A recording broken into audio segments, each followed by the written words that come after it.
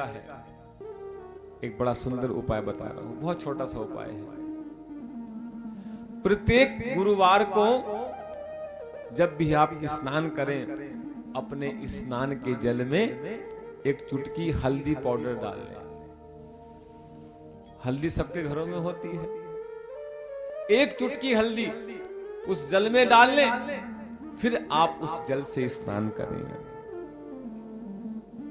अगर आप सामर्थ्यवान हैं तो शुद्ध केसर, केसर आता है, शुद्ध केसर लेकर 1-2 पत्ती केसर की उस जल में डाल दें और उस जल से प्रत्येक गुरुवार को उस जल से स्नान करें।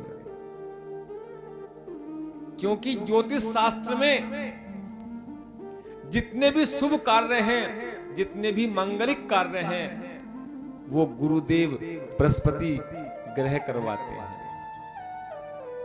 यदि जन्मपत्री में बृहस्पति मकर राशि में नीच का होकर के बैठा हो, या छठे, 8वें, 12वें स्थान पर बृहस्पति जन्मपत्री में बैठ गया हो, या बृहस्पति सूर्य के साथ बैठकर अस्त हो रहा हो, या मृत या वृद्ध अवस्था में हो, तो ऐसे बृहस्पति को मजबूत करने के लिए, बृहस्पति को प्रसन्न करने के लिए ये सुंदर उपाय, स्नान के जल में थोड़ा सा या तो हल्दी या केसर डालकर फिर आप स्नान करें। पहला उपाय। दूसरा उपाय, यदि बहुत प्रयास करने के बाद भी ग्रहों के प्रभाव से विवाह योग्य होने पर भी आपका विवाह ना हो पा रहा हो, बहुत दिक्कत आ रही हो, तो दूसरा उपाय, किसी भी माह के शुक्ल पक्ष के प्रथम गुरुवार को या शुक्ल पक्ष के कोई से भी गुरुवार को कर लेना। नहीं आप चक्कर में पड़ जाओगे कि प्रथम कौन सा है, दूसरा कौन सा है। बस शुक्ल पक्ष का अर्थ होता है, हमारे हिंदी महीने में 2 पक्ष होते हैं। आज मेरे व्हाट्सएप पर एक कमेंट आया कि शुक्ल पक्ष किसे कहते हैं, बताइए भाई।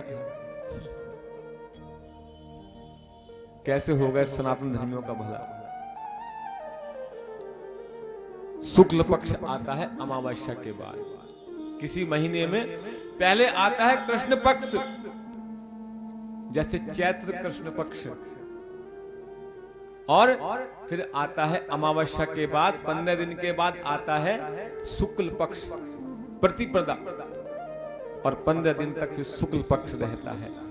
फिर पूर्णिमा के बाद फिर जो प्रतिपदा आती है वो कृष्ण पक्ष की होती है, और फिर अमावस्या 15 दिन के बाद। इस तरह से प्रत्येक हिंदी माह में 2 पक्ष होते हैं, कृष्ण पक्ष और शुक्ल पक्ष, जिसको आप चांदना भी कहते हो, चांदना पक्ष, अंधेरा पक्ष बोलते हो ना।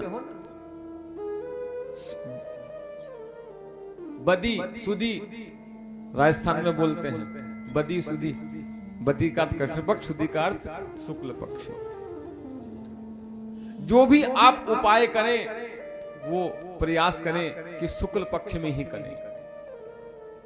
तो शुक्ल पक्ष के गुरुवार को आटे का पेड़ा बनाएं, उसको हल्दी से रंग दें, आटे का पेड़े को हल्दी से रंग दें, थोड़ी चने की दाल लेकर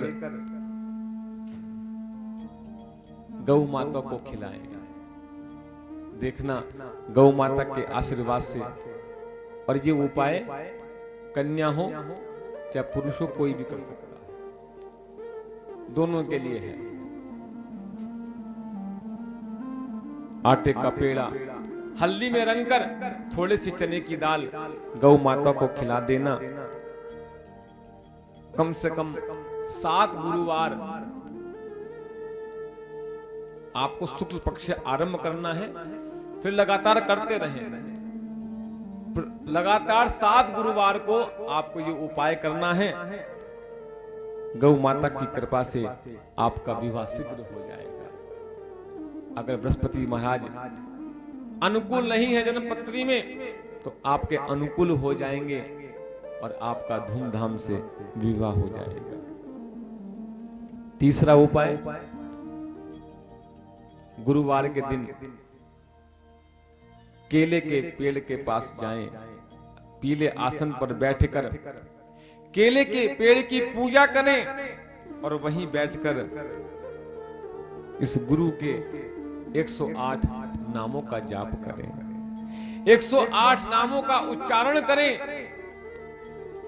गुरु के 108 नाम का उच्चारण करने के बाद गुरुदेव से प्रार्थना करें